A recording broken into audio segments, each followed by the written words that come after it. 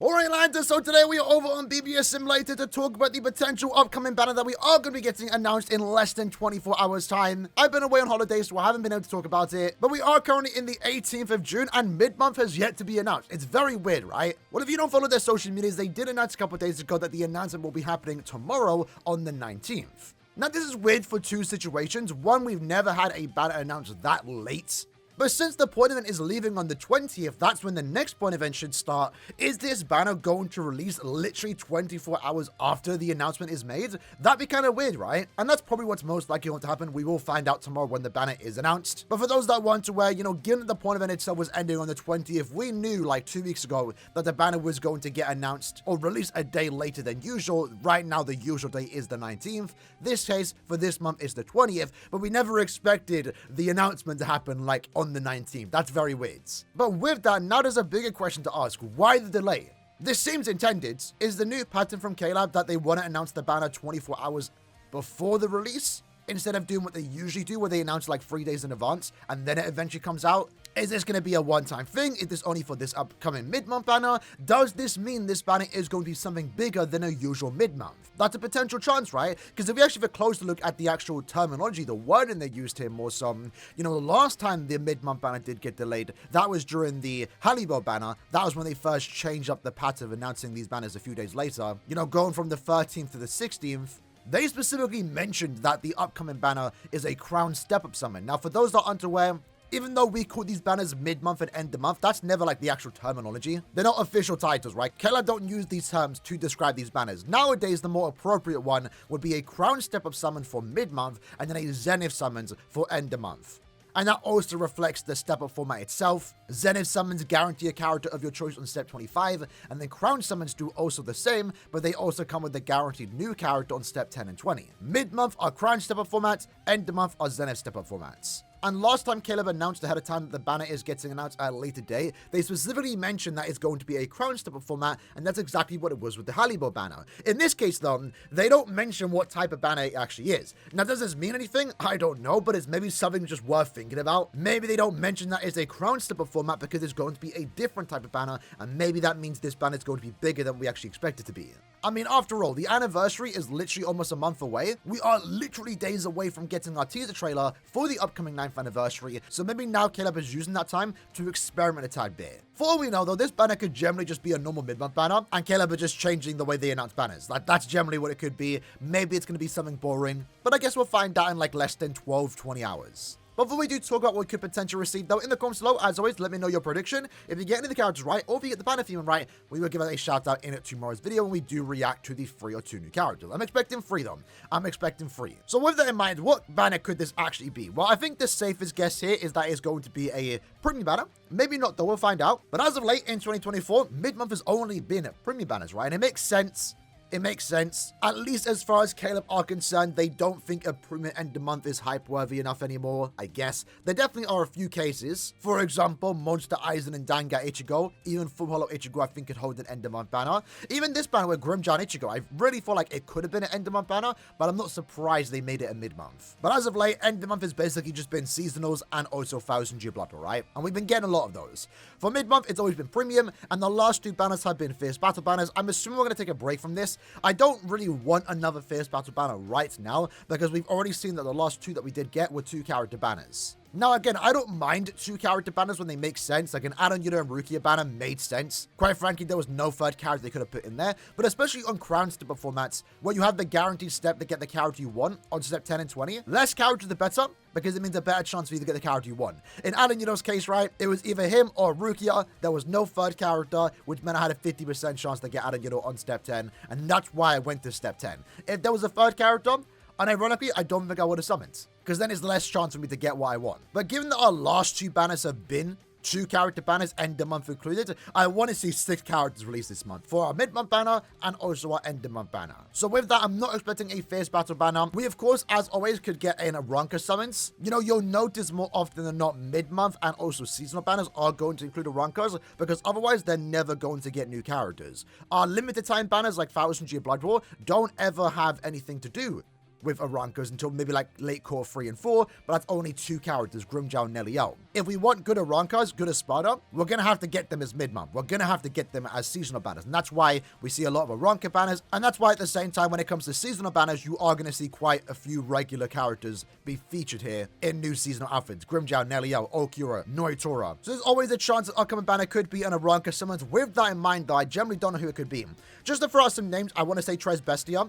I really do like the Tres Bestia. Would love for them to get new characters, more so in their resurrected forms. That I think would be really cool. And it also makes sense for a perfect banner, right? You have 3 characters, they all make sense being together. It's a perfect banner. At the same time, if they did want to go down the 1000-year Blood War route and make them 1000-year Blood War characters, I also would be down for that. I like their 1000-year Blood War designs, and now personally I'm a bit more open to 1000-year Blood War banners being mid-months, and that's something I didn't really like with Byaku and Esnor. I still stand by it, to be fair, that Esnor and Byaku would have been a lot more exciting and should have been better than just mid-month characters. Granted, Esnor actually ended up being pretty good, right, for a mid-month character, but they are still, at the end of the day, mid-month characters. Although the benefit now is that, as we've seen with our most recent Invasion rerun summons, is that because they were mid-months, they can get put as fillers a lot earlier. In this case, they've only been out for like, what, 7-ish months, and they're already fillers. So if Caleb want to do more 1000-year Blood War mid-months, I don't mind that, because then it makes future 1000-year Blood War banners better. I can skip it and know that I have a chance to get them later on relatively soon. And again, Tres Bestia just makes sense being a 1000-year Blood War mid-month, right? Again, Esnor and Byaku, they should have been end-of-month characters. They're too big not to be. I know they're going to get new characters in the future, maybe in the next month or two. They should have been end-of-month, but I guess Caleb were experimenting a tad bit. Another banner, just to throw it out there, is a new Chad, a new Uryu, and also a new Rurika. Now, the reason why I'm kind of dead set on this one, this is actually my main prediction, more so just because we haven't had an Uryu and Chad for quite a long time, right? Like, it's actually crazy to think about it. Granted, Uryu did have a really good year back in 2022, where he did get his 7th anniversary version. That's all Uryu fans really need, to be fair. He's great as is. And then they also did get the 1000-year Blood War anime character literally like, what, 2-3 months later? So very good year for Uryu in 2022, but unfortunately, in 2023, there was no new Uryu. We're now halfway through 2024 almost, and there's no new Uryu. And the thing with Uryu as a character, he doesn't really do much in 1000-year Blood War as of yet. He has a very brief fight against Senjumaru, I believe, and maybe they can turn that into a character. They could, but at the same time, they don't have to. So when are we going to get a new Uryu? That's a good question. Likewise with Chad. Chad, even more so, doesn't do anything in Core 2 of 1000-year Blood War, not even a fight. He shows up with his new design, so we're not going to get a new 1000-year Blood War version of Chad anytime soon. So when are we all going to get a next Chad, right? Because our last one was the 1000-year Blood War one, then it was the Senkamon Chad. But then prior to that, I mean, it's been quite a while since we have received a premium version of Chads. Or just in general, a new Chad.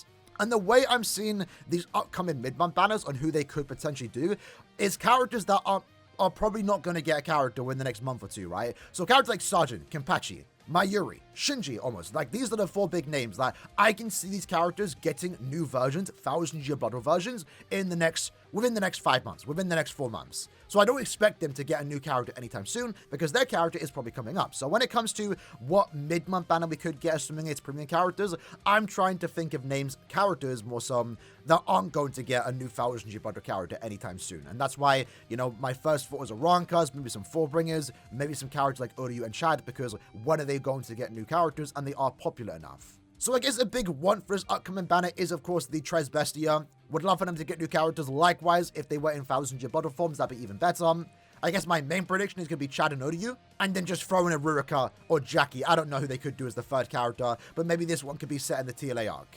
I would say Orihime as the 3rd character, but she recently just got a character, so I doubt it. Rurika, in my opinion, would kind of just complete the banner. And Rurika as a character, granted she has received 2 characters in the last year, hasn't had a new premium character in quite some time. Now with that said, let's hop over into Brave Souls and have a look at some stuff that's currently going on right now or about to happen that maybe gives us a little hint at what we are about to receive. So for example, if we scroll down here, this doesn't necessarily always mean something, but maybe it's worth mentioning. We of course do have the upcoming new arena season that actually has just started. And in this case, they want us to use a Soripa, a Rankar, and also Human. 3 different affiliations. Does this mean this upcoming banner is about to be a Soripa, a Human, and also an Rankar? Potentially.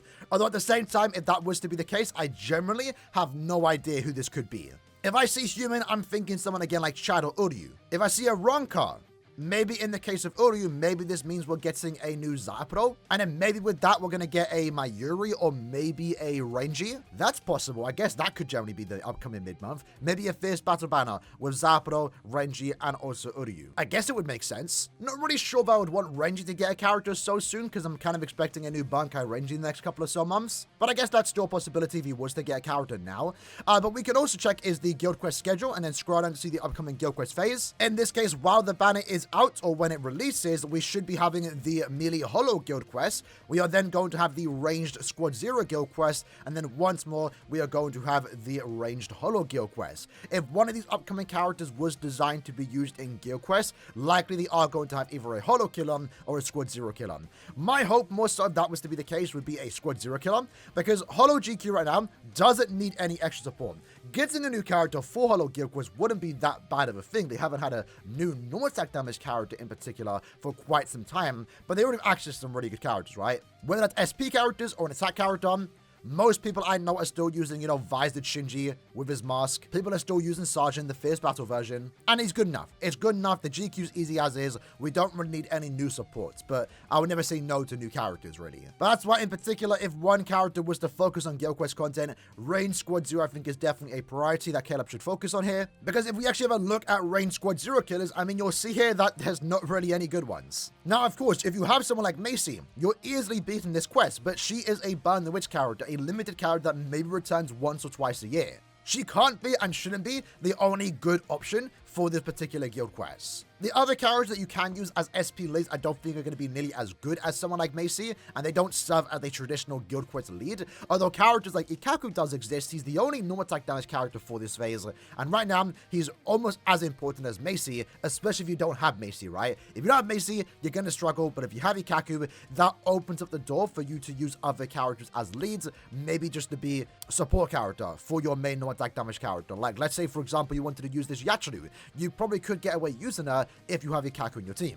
So if we are to get a new character based on the Range Squad Zero Guild Quest, would love to get a new normal attack damage character like Ikkaku, more specifically with a team boost to go well with Ikkaku. That way you can use Ikkaku, you can use this hypothetical new normal attack damage character with a team boost, and then use anyone else as a main if you really want to, and the two normal attack damage characters will probably do enough damage to clear the quest. At the same time, though, if they want to make a new lead, someone that's just good in guild quests, not to replace Macy, but to maybe be a more premium alternative, that would also be really, really cool. One of the better examples that we can have a look at is the Range Quincy Killer Toshiro. He was a mid-month character, and the way they designed him, given the Barrage Attack and also the Trap SA3, he makes for a really good mid-month Guild Quest character. Like, it shows that Caleb can make characters designed for Guild Quest as SP leads and also be really good. High chance to inflict freeze, more damage to frozen enemies, good damage output with the Frenzy +1 and SP boost, over a very solid character, and if we are to receive a mid-month character for the Range Squad Zero Guild Quest, I would really like to see a character similar to him. At the same time, and I mentioned this before, where are the new Linksaw farmers? Like, I know it's not really that big of a deal anymore, plenty of people have access to, good Linksaw characters, for example, and as of late, the Linksaw farmers that we have been getting have been more so Super Linksaw farmers that also farm Linksaw potions. However, what we did see at the start of the year with Shuei in particular is that he kind of started the new trend of Linksaw farmers having +5 on the soul trait, but +5 built in, so they're another +10 Linksaw farmer option, but then you're also not punished by using them. Let's say if you really wanted to use them. Because for example, the biggest problem with Sun, Momo, Gantenbane, and even Byakuya, not really Iba, and I'll explain why, but like, if you use these characters, you're doing yourself a disfavor, right? You're just naturally getting less resources. You're better off using them as a link, because then you can get +10 farmers, you can get +15. Iban is kind of the exception right now to this because he is also a droplet farmer, so like there are valid reasons to actually use him. Let's say you already have enough Linksaw potions that you need, but you want more droplets, well then using Iban is definitely something you're going to want to do over using someone like Tsuruka. Now granted, Shuei is not really the best character, but he is an example of what I mean, right? +5 Linksaw potions, overall given +10, and then you're also getting 30% more droplets. So while again, you might better off just use him as a link, if you wanted to use the character, if you are a fan of Shuei, you can do that and you're still getting good bonuses. 10 guaranteed Linksaw potions and more droplets, can't really go wrong with that, right? So personally, I wouldn't mind seeing that for other attributes, because right now, again, Spin is the only attribute with 2 +5 Linksaw potions soul trait. Would love to see more of that. If that was to happen, in this case, it would be any character but the speed attribute. Maybe in this case, a tech character, just to throw a particular attribute out there. But with that said, I think that's enough for today. To quickly recap, the banner, as stated, is going to be getting announced tomorrow. It should also be releasing on the 20th. So if anything, the only thing Caleb delayed it was the announcement. Does this mean something potentially bigger than a normal mid-month banner? I mean, I wouldn't mind it. If they want to do something hype, like let's say Burn the Witch swimsuit or another swimsuit banner, maybe connect this or tie this into the end of month banner, or maybe even the upcoming 9th anniversary announcement, that would be cool. That's one time to do something like this, right? Again, the 9th anniversary teaser show will be happening in less than a couple days time, on the 23rd to be specific. My prediction for the time being is a Trez Bestia banner, maybe a banner with Odoyu, Chad, and also Rurikon. If anything, maybe the current arena schedule does hint at what type of cows we are going to get. An Aronka, Human, and also Soripa. Does this mean something like Odoyu, Renji, and also Zaporo? Maybe? And in regards to the character we are potentially about to get, I'm expecting one to be Gilquest focused, hopefully a Rain Squad Zero Killer, either an SP character or an attack character. And maybe with that, we'll get a Linkster character, and as for the first character, it can quite frankly be anything. Again, let me know your prediction in the comments below, and I'll see you guys next time. Take care, and peace.